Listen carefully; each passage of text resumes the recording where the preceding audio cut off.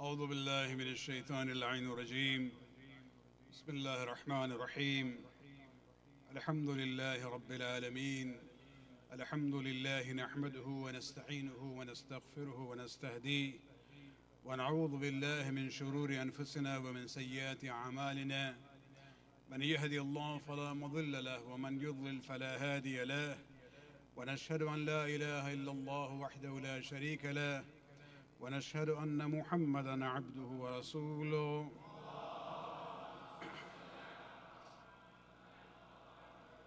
سيد المرسلين وخاتم النبيين ورحمة للعالمين وصلى الله على آله الطاهرين الذين أذهب الله عنهم الرجس وطهرهم تطهيرا.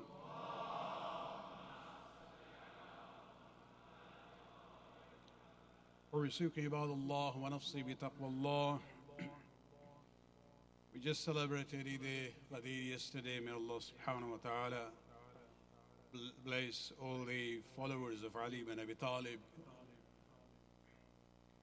One of the clear messages of Ghadir is that Islam now is complete with the wilayat of Ali. When Allah subhanahu wa ta'ala revealed the ayah saying, Al-yawma akmaltu lakum deenakum wa atmamtu alaykum ni'mati wa raditu lakum al-Islam deena. That Allah subhanahu wa ta'ala completed the deen for you, the faith, and He also perfected it, and then He completed the blessing of guidance for you, and He is pleased with Islam as your religion. As a Ghadiri Muslim, you have to believe that Islam is relevant for all the times. If it was Kamil on that day, and it was Tamam on that day, it is Kamil and Tamam even now. Of course, life has all vicissitudes, different ups and downs and changes, but Islam has a built-in mechanism to address new situations and new issues. And that mechanism is known as ijtihad. It is ijtihad which makes the Islamic laws and Islamic views relevant to different changing situations of life. Talking about ijtihad, today I would like to honor the memory of a grand mujtahid and marja who passed away on Wednesday in Najaf, the grand Ayatullah Shaykh Ishaq Fayyaz. May Allah subhanahu wa ta'ala shower His blessings upon him. He was 96 years old when he passed away.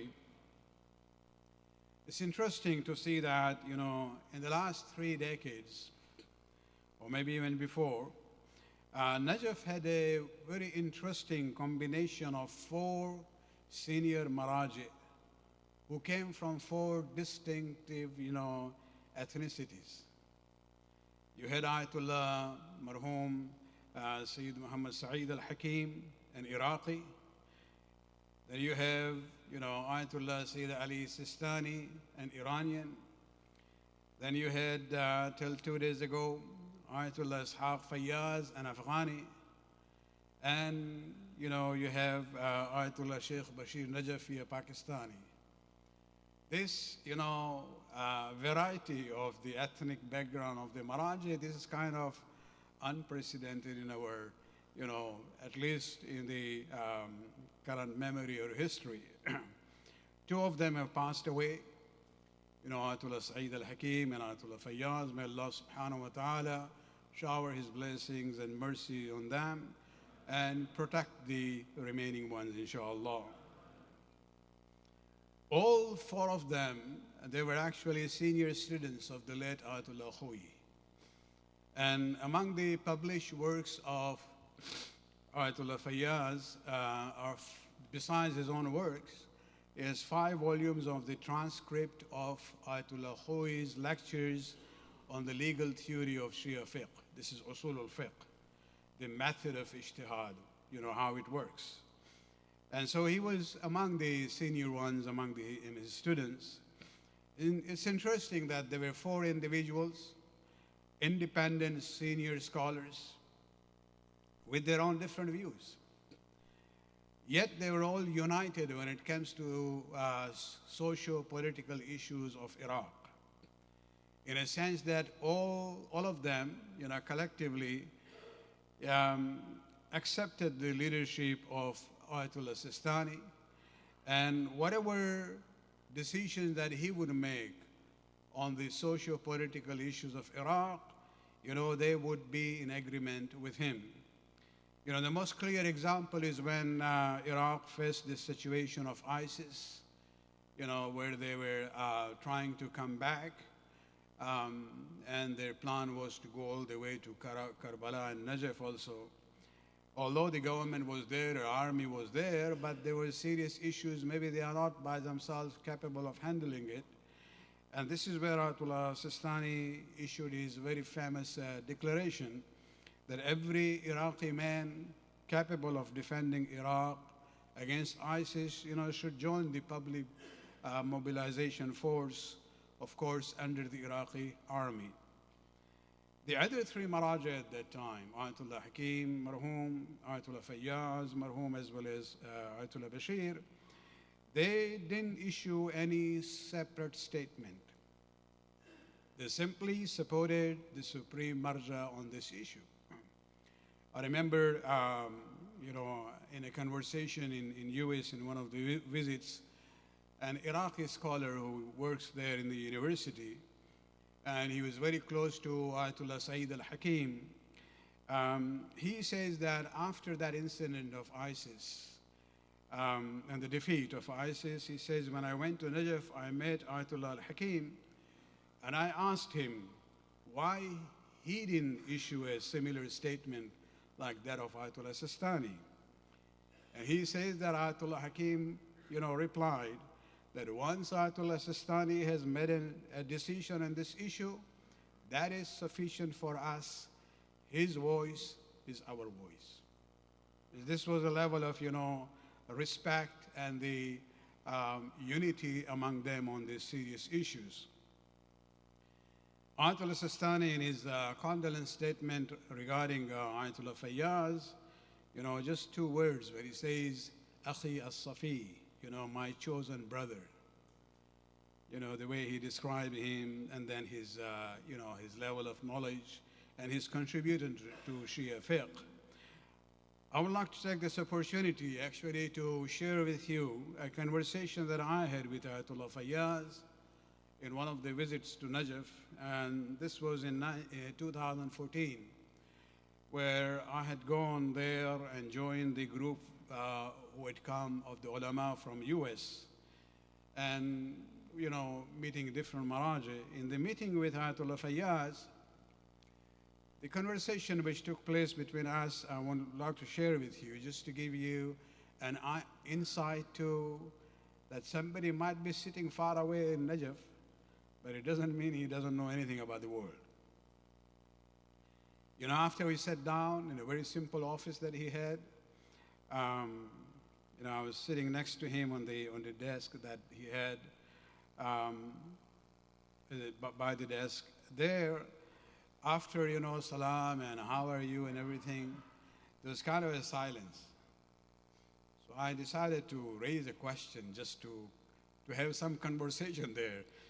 And these are the days when, because of the election of Obama as a president, first, Afro-American president in US, there was a lot of excitement even among Muslims, Muslim youths and Shia youths, that if a minority person can do that, probably we should also get involved in politics.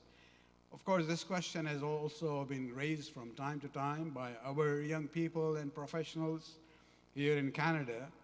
So I mentioned to him about it, and then I said that, when they come and ask me the advice, my advice is that get involved in politics, but when it comes to taking on a position, only go to the advisory level.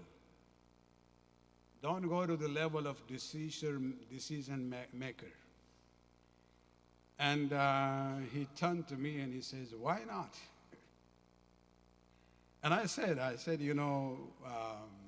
because there are decisions made by all these secular governments. which are against our religious laws.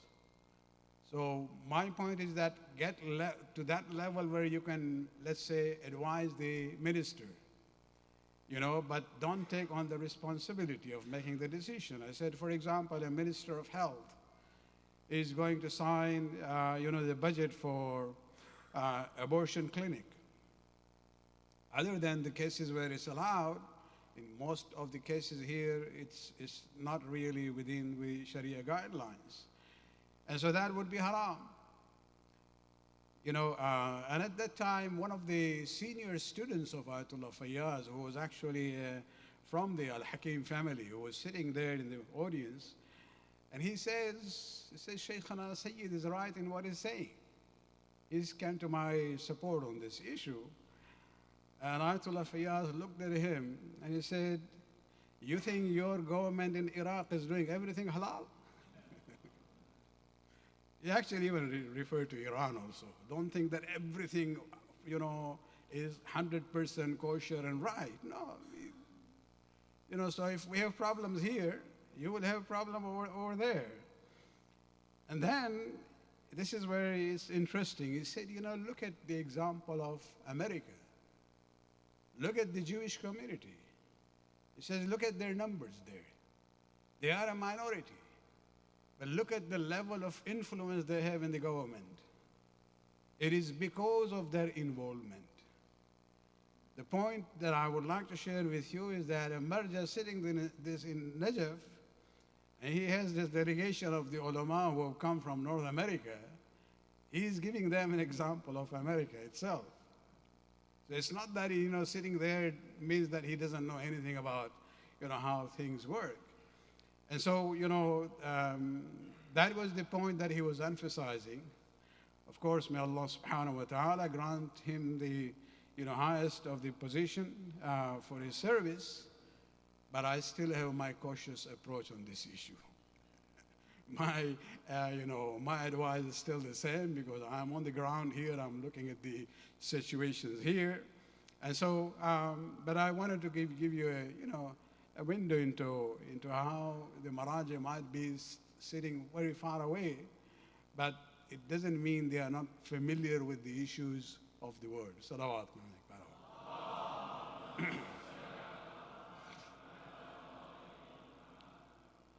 إن أحسن الحديث كتاب الله العزيز بسم الله الرحمن الرحيم والعصر إن الإنسان لفي خسر إلا الذين آمنوا وعملوا الصالحات وتواصوا بالحق وتواصوا بالصبر.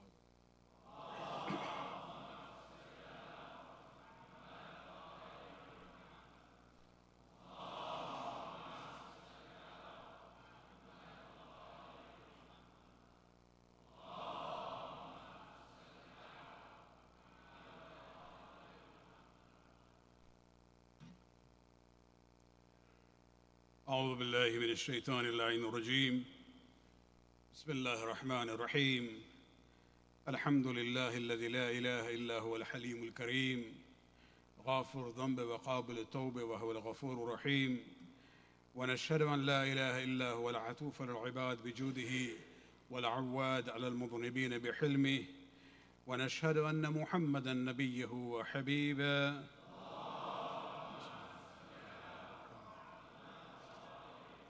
سيد المرسلين والشفيع المذنبين ورحمة للعالمين صلى الله عليه وآله الداعين إلى سبيل الله بالحكمة والموعظة الحسنة قادة الأمم وأولياء النعمة ومعدن الرحمة أوصيكم عباد الله بالتوبة ما سلف من ذنوبكم. Talking about involvement in the political system, especially here in Canada. As I said, I've been talking about this for a long, long time. And the discussion there in Najaf was not necessarily whether it is right or wrong to get involved. The point was, to what level do you go? And this is where I would like to emphasize the point that in engaging with the political system here, we don't expect that everything is going to be the way we want. But at least, as I use this term, we will be able to get rid of not all, but at least many thorns along the path for ourselves and the next generation. If we can make things easy, why not get involved? And the reality is that even in that involvement in the system, we will not always get what we want. There is ups and downs there. You might succeed in one thing, and you might fail in another thing. That is the nature of politics. You know, look at the involvement of the Muslims in Canada, where, you know, Muslims have been able to now highlight the issue of Islamophobia to the level of the government and the parliament. And this led the previous liberal government under Truro to establish an office to combat Islamophobia. And they appointed this lady by the name of Amira al-Ghawabi. And that was a very positive step to deal with the issue of Islamophobia on that government level. So that was one positive step that we went forward. Unfortunately, the current liberal leader, Prime Minister Carney, abolished that office to combat Islamophobia, saying that he will establish an advisory committee on equity. Prime Minister basically launched on the 1st of June the Ministerial Advisory Council on Rights, Equality and Inclusion to combat all forms of hate.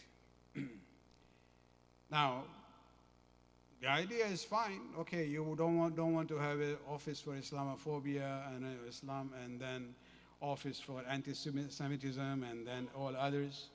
You want to bring them all under one, system. But the announcement on 1st of June was made at a Holy Blossom Temple in Toronto, and the council chair was introduced, who was a former Senator Mark Gold, a Jewish community leader and former chair of Canada-Israel Committee. Now that optics doesn't work well. You know, if you are at government level dealing with the hate issues for all communities, why go to the temple? Or why to the mosque? Why or go to a mandir? No.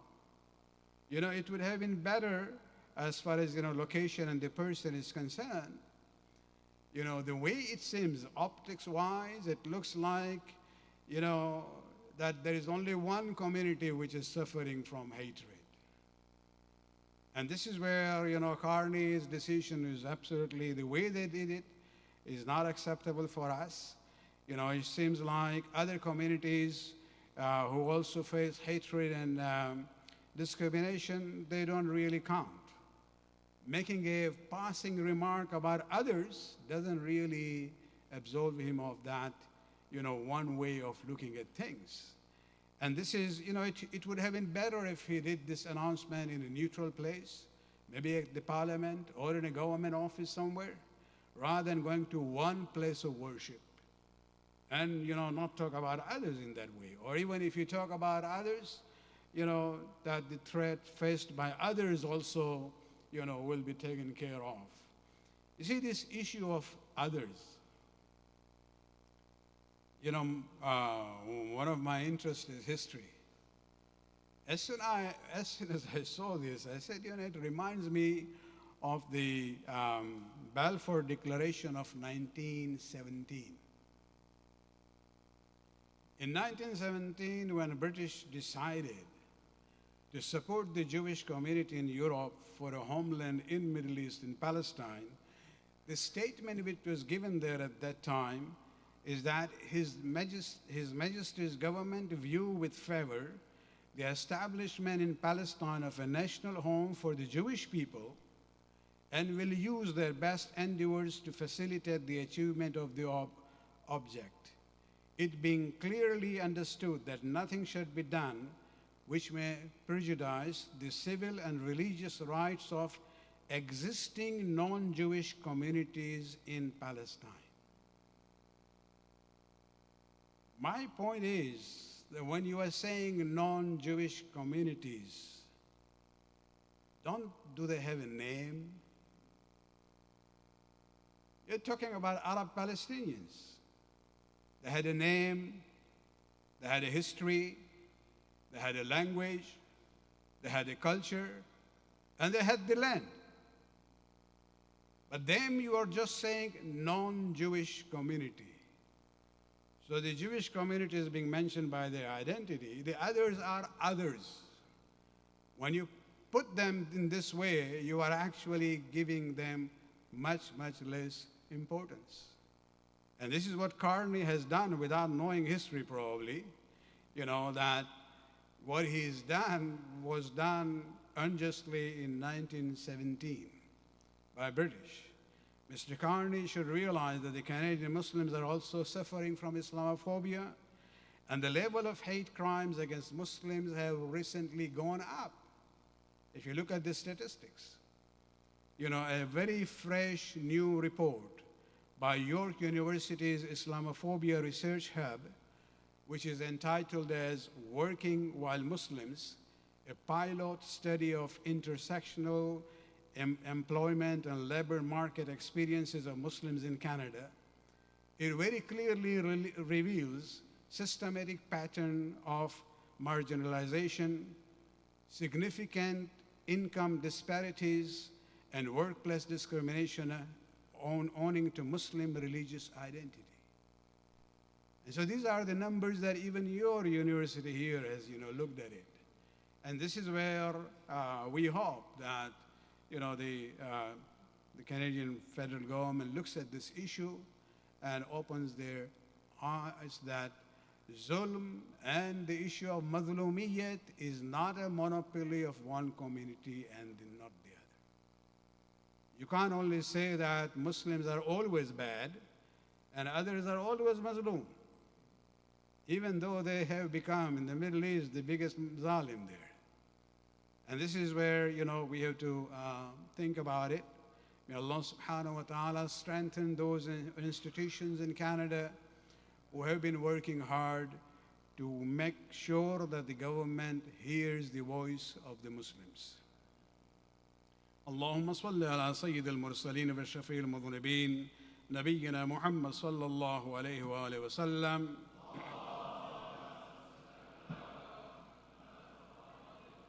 وعلى إمام المتقين وأمير المؤمنين علي بن أبي طالب صلوات الله عليه وعلى سيدة نساء العالمين سيدتنا فاطمة بنت رسول الله صلوات الله عليها وعلى سيد شباب أهل الجنة الحسن المجتبى والحسين الشهيد بكربلاء عليهم الصلاة والسلام